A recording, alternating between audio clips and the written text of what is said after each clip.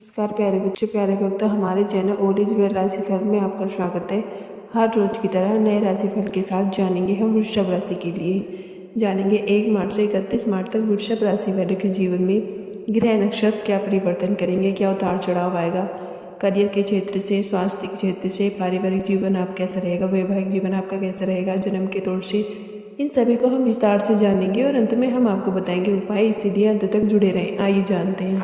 मार्च का महीना आपके लिए करियर के क्षेत्र में उतार चढ़ाव लेकर आने वाला है, इसलिए आपको सावधानी रखनी होगी। हालांकि आपकी आमदनी अच्छी रहने से आपकी अनेक मुसीबतें दूर हो जाएंगी।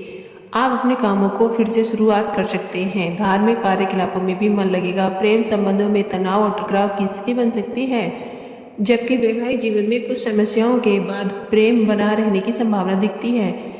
इस महीने आपको स्वास्थ्य का थोड़ा ध्यान रखना होगा। आर्थिक योजनाओं को नए सिरे से लागू करने की आवश्यकता महसूस होगी। आमदनी के अनुपात में नियंत्रित खर्च करने की प्रवृत्ति आप रखेंगे। महीने के पूर्वार्ध में यात्रा के योग बनेंगे। आइए जानते हैं करियर के दृष्टि से आपके लिए महीना कैसा रहेगा। करियर के दृष्टिकोण से महीने की शुरुआत में सूर्य, शनि और बुध का आपके दशम भाव में विराजमान होना अनुकूल है। इस कारण से कार्य क्षेत्र में आपको कुछ चुनौतियों का सामना करना पड़ सकता है। कई बार ऐसी स्थिति जन्म ले सकती है जिससे आपको लगेगा कि आपके आत्मसम्मान को ठेस पहुंची है, कि आप अपने काम से असंतुष्ट महसूस करेंगे और इससे आपको नौकरी में कुछ समस्या पैदा हो सकती है। 14 मार्च को सूर्य आपके एक दशा भाव में प्रवेश करेंगे। उसके बाद कार्य क्षेत्र में स्थिति नियंत्रण में आने लगेगी। हालांकि उसके बाद आपको अपने वरिष्ठ अधिकारियों से अच्छा सामंजस्य बिठाए रखने की आवश्यकता पड़ेगी, नहीं तो नौकरी में कुछ समस्याएं बढ़ सकती हैं। व्यापार करने वाले जातकों के लिए महीने की शुरुआत अनुकूल रहेगी। व्यापार के सिलसिले में यात्राएं करना आपके लिए लाभदायक साबित होगा। आपके व्यापार में मजबूती आएगी। इस महीने व्यापार को लेकर आप बहुत ज़्यादा प्रयास करते नजर आएंगे और उससे आपके व्यापार में अच्छी सफलता देखने को मिल सकती है। आइए जानते हैं आपके आर्थिक दृष्टिकोण से महीना कैसा रहेगा। आर्थिक दृष्टिकोण से देखें तो पूरे महीने देवगुरु बृहस्पति आपके द्विदशा भाव में बने रहेंगे, जिससे अच्छे खर्च होंगे। घर में शुभ कार्यों पर और धर्म संबंधी कार्यों पर खर्च होने के योग बनेंगे। इसके अतिरिक्त अचानक से भी कुछ खर्च उत्पन्न हो सकते हैं जो आपको करने पड़ेंगे, लेकिन एक दशा भाव में राहु के उपस्थित होने के कारण आपको आमदनी में भी कोई कमी महसूस नहीं होगी। आपकी इच्छा पूर्ति होती रहेगी। 15 मार्च को मंगल के दशम भाव में आने और उससे पहले सूर्य के 14 मार्च को बुध के साथ 7 मार्च को एक दशम भाव में आ जाने से आपकी आमदनी में अच्छी बढ़ोतरी देखने को मिलेगी। इससे ज़्यादा माध्यमों से आपके पास धन प्राप्ति के योग बनेंगे, जिससे आपकी आर्थिक स्थिति सुधरने लगेगी। यदि आपने शेयर बाजार में निवेश किया है तो आपको 7 मार्च के बाद उससे अच्छा धन लाभ प्राप्त हो सकता है। आइए जानते हैं स्वास्थ्य की तौर से आपके लिए महीना कैसा रहेगा। यह महीना स्वास्थ्य के दृष्टिकोण से उतार चढ़ाव से भरा रहने वाला है। देवगुरु बृहस्पति आपके द्विदशा भाव में, केतु महाराज आपके पंचम भाव में बने रहेंगे। शनि की दृष्टि पूरे महीने आपके द्विदशा भाव पर बनी रहेगी। इसीलिए यदि आप स्वास्थ्य के प्रति लापरवाही बरतते हैं तो आपको परेशानियों का सामना करना पड़ सकता है और सेहत से जुड़ी समस्या आपको पीड़ित कर सकती हैं। महीने की शुरुआत में मंगल की दृष्टि भी आपके द्विदशा भाव पर रहेगी, इसीलिए किसी प्रकार की दुर्घटना के प्रति सावधानी रखनी होगी। महीने का उत्तरार्ध अपेक्षाकृत अनुकूल होगा। स्वास्थ्य में सुधार के योग बनेंगे। यदि आपको कोई समस्या महसूस हो तुरंत उसकी जांच करा लें। एक अच्छी दिनचर्या बनाने से आपको स्वास्थ्य लाभ होगा। आइए जानते हैं प्रेम और वैवाहिक तौर से आपके लिए महीना कैसा रहेगा।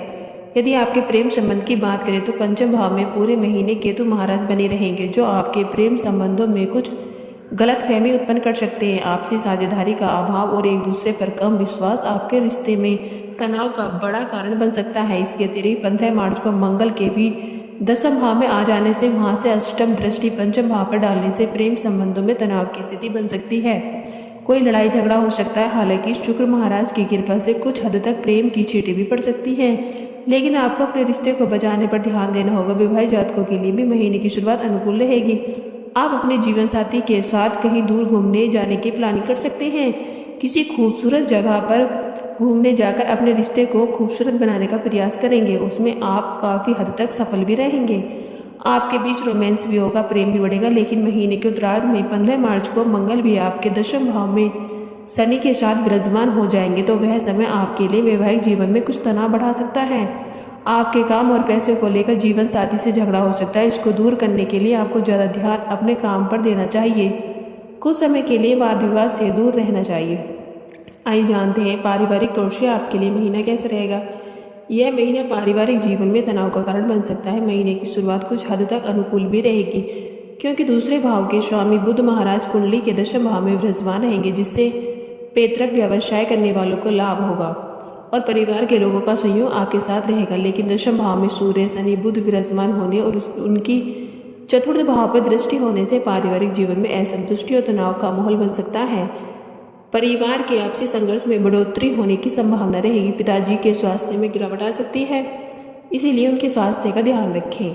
15 मार्च को मंगल महाराज भी कुंभ राशि में शनि के साथ दशम भाव में रहेंगे, जिससे घर परिवार में झगड़े होने की स्थिति बन सकती है। आपको बहुत ही शांति बनाए रखनी होगी। वाद विवाद को बढ़ाने से बचना होगा। ऐसा करके ही आप चुनौतियों से बच सकते हैं और घर के माहौल को शांतिपूर्ण बनाए रख सकते हैं।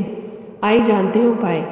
बृहस्पतिवार के दिन चने की दाल का दान करना आपके लिए लाभदायक रहेगा। शुक्रवार के दिन घोड़े को चने की दाल खिलाने से आपके सभी काम बनेंगे। शनिवार के दिन दिव्यांगजनों को भोजन कराएं और प्रतिदिन श्री गणपति अर्थशीर्ष का पाठ अवश्य करें।